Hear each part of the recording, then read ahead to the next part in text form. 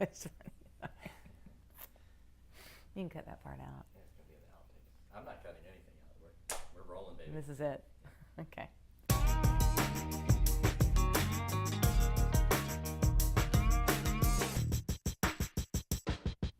Hi, I'm Dr. Marian Owen with Whole Family Medicine. Today I want to talk about the current measles outbreak and the backlash that has generated at, quote, anti-vaxxers, end quote.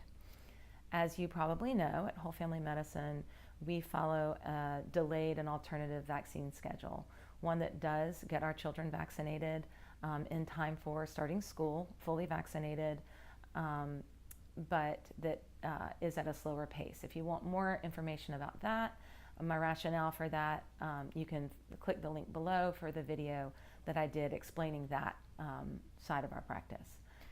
So measles is a viral infection. It causes pretty acute illness with runny nose, red eyes, rash that everybody knows about, fever.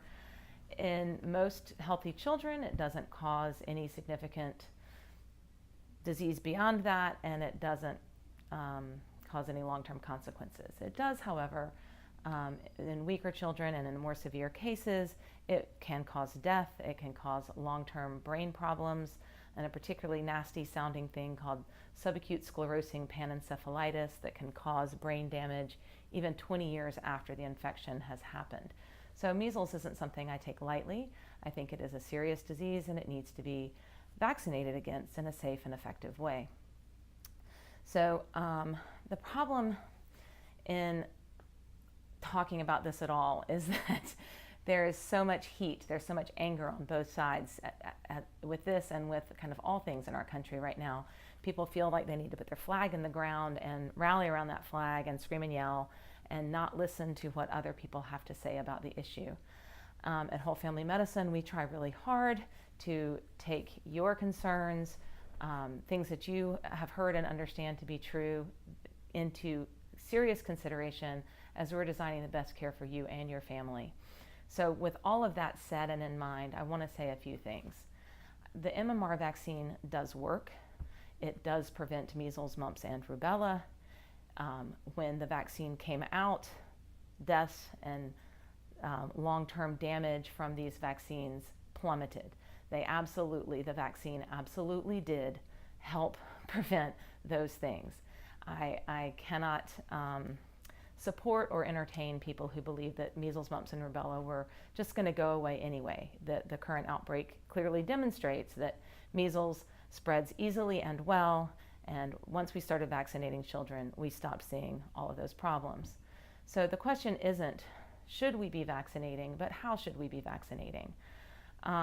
There was a recent study that came out, and the anti-vaxxers, the press came out strongly against anti-vaxxers, saying, see, they're just crazy, there's no reason to be concerned about this, because look, here's yet another study showing that MMR vaccine does not cause harm. Well, in our practice, the people that we're concerned an MMR vaccine, which is 3 live viruses in one day, might harm are children who have compromised immune systems.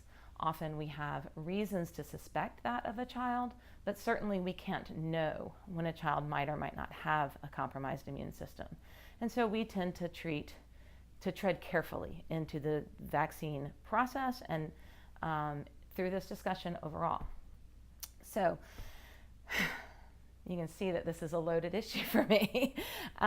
So the recent study excluded the children specifically that we are concerned about at Whole Family Medicine, and the reason we delay and defer and be very thoughtful about who we vaccinate and when we vaccinate and how we protect around vaccination. They did not include the siblings of children with autism.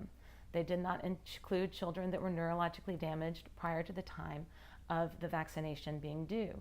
So they took out the chunk of children precisely that we're concerned about at Whole Family Medicine when we think about vaccinating. And so it has nothing to do with the neurologically or immunologically compromised children. It did show that in neurotypical children with absolutely no other issues, There was no increase in autism after the MMR vaccine. And that's great to know. And if the MMR vaccine were the only thing that happened to children on that day, or the only vaccine we were giving overall, then we could say, well, then vaccines are safe. But we're not only giving one vaccine on that day typically, and that is certainly not the only vaccine that children are given in the period of time leading up to the MMR vaccine. So we are encouraging our children, because of the current measles outbreak, we are encouraging you to bring your children in if they have not been vaccinated, if they are over 12 months old and neurologically typical with no autism in the family and no other immunological concerns. We're encouraging people to go ahead and come in and get vaccinated because this outbreak is real and measles is real and measles can be deadly. So we don't want to be uncautious. And we don't want to pretend like it's not a serious issue. It is a serious issue. But we also want to say that if you are a member of a family with a child with autism already struggling with autism in the family, and you have a younger child that you're considering vaccinating, we continue to want to support your decision to delay that vaccine. But we would like you to come in and let's talk about it and really consider the pros and cons of that at this time, given what's going on nationally. So both our children that are over 1 and neurotypical, or over 3 and doing well. 3 is the typical age that we vaccinate for MMR in the practice, so there will be some of you that need to come on in. And then anyone over 5 who's had their first vaccine is due for a booster. So it's time to do that, and if you're not our patient but that describes you, it's time for you to go in and see your trusted family physician or pediatrician and go ahead and get that vaccine discussion underway. And strongly consider going ahead and vaccinating against MMR. Unfortunately, you can't vaccinate against just measles. It comes as a package. You've got to do all 3 at once. But again, in most cases, the MMR vaccine has been exonerated from causing autism. It just hasn't been studied in the populations we're most concerned about. The other population that needs to be concerned is African American boys. That subgroup did seem to have a higher incidence of autism, even in the CDC study. And this is what gets back to the nidus, the core of the distrust in the, quote, anti-vaxxer community and the people in the press who like to throw up a straw man and beat it down, is that the CDC was not clear and forthcoming about the truth of that study that did show that African American boys are in fact neurologically damaged by the MMR vaccine.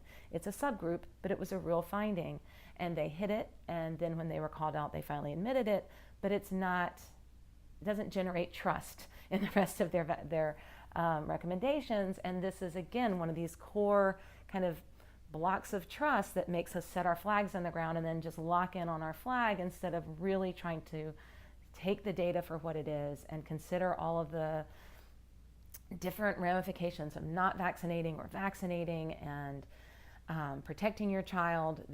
A measles outbreak is a real and frightening thing. So I encourage you to revisit your own decision, come in and talk to us if you need to, and let's think this through individually for your child.